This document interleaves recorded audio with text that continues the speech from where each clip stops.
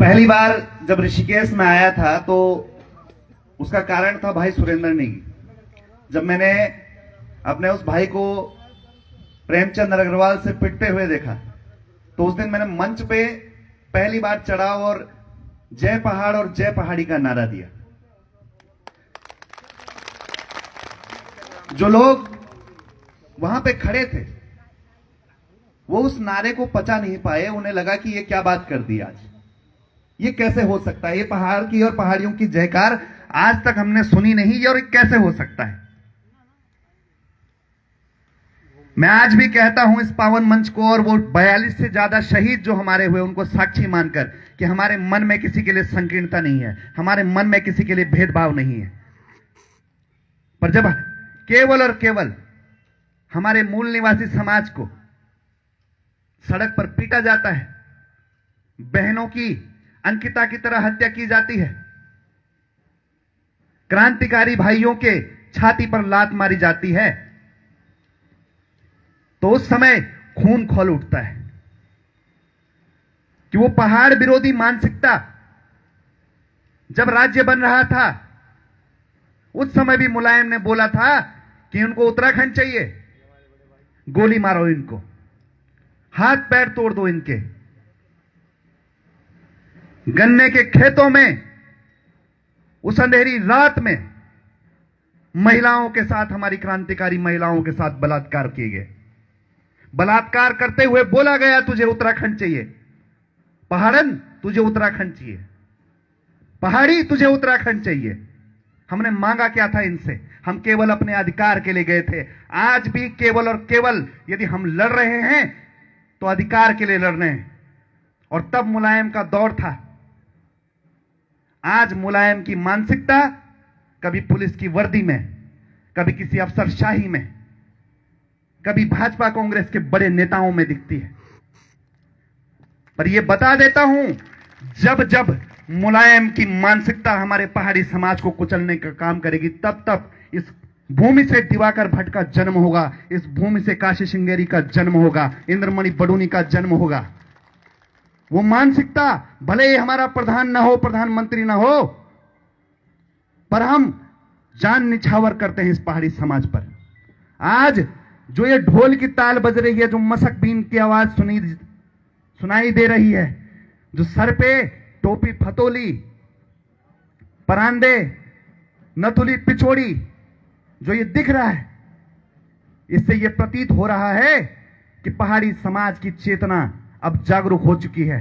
आज हमें पता लग गया है कि हमारा असल घर जो है वो उत्तराखंड क्रांति दल है, जिसने घर बनाया।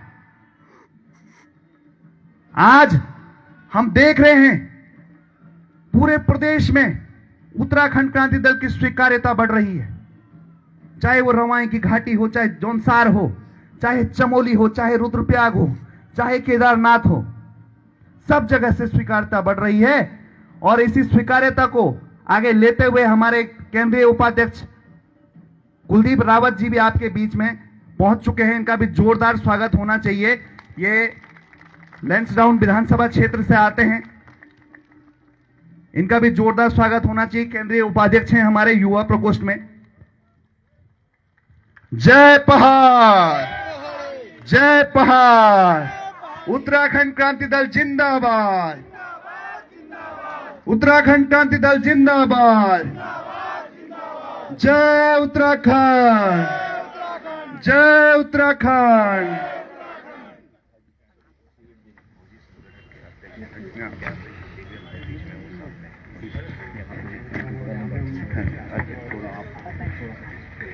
आप सभी से निवेदन है कि आप लोग स्थान ग्रहण करेंगे। सभी लोग, रावत जी आप भी करेंगे स्थान ग्रहण। बहुत बहुत बधाई, बहुत स्वागत है आपका। आशीर्वाद है आपका। नाम क्या बताया? भाई का नाम भी बताना किसी ने। प्यार सिंह कुंडी, सैनिक प्रकोष्ठ के अध्यक्ष भी। कौन? प्यार सिंह कुंडी। अच्छा। अभी अभी मुझे सूचना मिली है कि प्यार सिंह पुंडीर जी जो सैनिक प्रकोष्ठ के अध्यक्ष हैं वो भी हमारे बीच हैं। बहुत बहुत प्रणाम आपको। देखिए, मैं राजनीति में बहुत नया हूं। मैं तो एक सॉफ्टवेयर इंजीनियर था जो सड़क पर अपना काम कर रहा था। और मुझे भी पहाड़ विरोधी ताकतों ने, मुझे इस पे बोलने में आज कोई शर्म नहीं है कि पहाड़ विरोधी ताकतों ने मेरे ऊपर हाथ उठाया और उस दिन मैंने देखा कि पहाड़ी समाज का कोई नहीं है। इसलिए हमने एक संकल्प लिया कि जो कभी जय पहाड़ और जय पहाड़ी के नारे पे हंसा करते थे, ये टोपी, ये फतोली, जो हमारी भाषाच विपरीत जो लोग मजाक उड़ाते हमारा, आज उनकी हंसी जो है खौफ में बदल रही है धीरे धीरे। ये मैं होते हुए देख रहा हूं। जब जब जय पहाड़ जय पहाड़ी के नारे लगते हैं तो पहाड़ विरोधियों के मन में भय उत्पन्न होता है, और ये भय जो है जरूरी भी है, स्वाभाविक भी है, क्योंकि समाज में शेर की इज्जत होती है, हिरण की कोई इज्जत नहीं होती है। जो समाज ताकतवर रहेगा उस समाज के अधिकार जिंदा रहेंगे, उस समाज की बहन बेटियां सुरक्षित रहेंगी। आज आपके सामने बहन बेटियों के इतने मामले निकल के आ चुके हैं। अंकिता भंडारी के मामले में भी अगर आप देखेंगे तो क्या नाम निकल के आया, दुष्यंत कुमार गौतम का। आप पेपर लीक कोई भी मामला उठा के लाइए, उसमें भी देखिए कोई बाहरी व्यक्ति इसमें होगा। पहाड़ की कंदराओं में पोस्टमैन हरियाणा से पहुंच गया है। हमारे पहाड़ी समाज को बोला जाता है कि 200 रुपए दिहाड़ी में मनरेगा में आप पत्थर फोड़िए, और जो गांव का सरकारी रोजगार है वो हरियाणा के पोस्टमैन, बिहार के पोस्टमैन को दे दिया जाता है। हमारे जो छोटे ठेकेदार भाई बंधु हैं उनको बोला जाता है तुम्हारा जो क्राइटेरिया है वो मीट नहीं कर रहा है, तुम्हारा टर्नओवर तो 2 करोड़ होना चाहिए तब जाके काम मिलेगा। पर यूपी और हरियाणा, अन्य प्रदेश के जितने बड़े बड़े ठेकेदार हैं उनको ठेका दे दिया जाता है। मैंने एक जगह यह भी बोला था कि अभी तो बांज, बुरांस और काफल तक के ठेके पड़ेंगे। मैं रवाई क्षेत्र गया था, मैंने वहां देखा कि वहां लकड़ी के मकान हैं अभी भी, पर उनके माथे पे चिंता है कि जल जंगल जमीन का अधिकार तो छिन गया। हम कल को जो अपनी पहचान है, इस मकान को अगर हम रेनोवेट करते हैं, फिर से बनाते हैं, तो कैसे बनाएंगे? जंगल के अधिकार तो छिन गए। हमने 300 से ज्यादा किलोमीटर पद यात्रा की। हमने अल्मोड़ा से चलते हुए देहरादून हम लोग पहुंचे। हमारा पहाड़ी समाज, जो पहाड़ की कंदराओं में जो महिलाएं घास की भारी के समेत गिर जाती हैं, चिथड़े जिनके शरीर के उड़ जाते हैं, गर्भवती महिलाएं सड़क पर दम तोड़ रही। कर्णप्रयाग से रेफर, श्रीनगर से रेफर करते करते जब वो एम्स पहुंचते हैं तो तब क्या बोला जाता है, यहां तो तुम्हारे लिए सीट ही नहीं है। 3 दिन अपने पेशेंट को जमीन पर रखिए, उसके बाद बेड फ्री होगा। ये एम्स किसके लिए बना था? उस समय सवाल मन में आता है। फिर सवाल मन में आता है कि ये राज्य किसके लिए बना था। 42 से ज्यादा जो लोग खत्म हुए थे वो इसलिए नहीं खत्म हुए थे कि गांव में पोस्टमैन हरियाणा का होगा, ठेकेदार यूपी का होगा और अफसरशाही बाहर की होगी।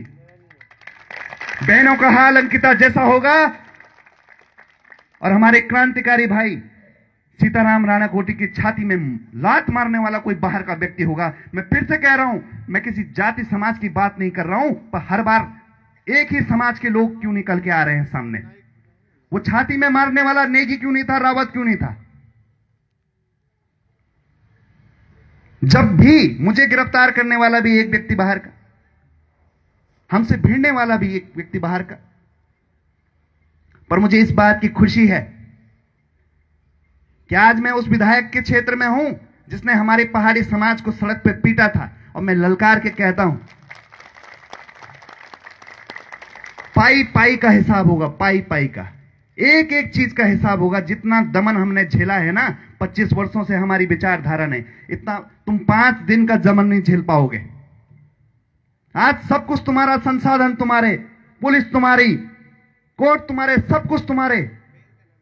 हमारे पास केवल एक झंडा, और हम फिर भी ऐसी ललकार भर रहे हैं। हम थोड़ा सा मजबूत हुए ना तो हम बताएंगे कितने किस्म के रंग होते हैं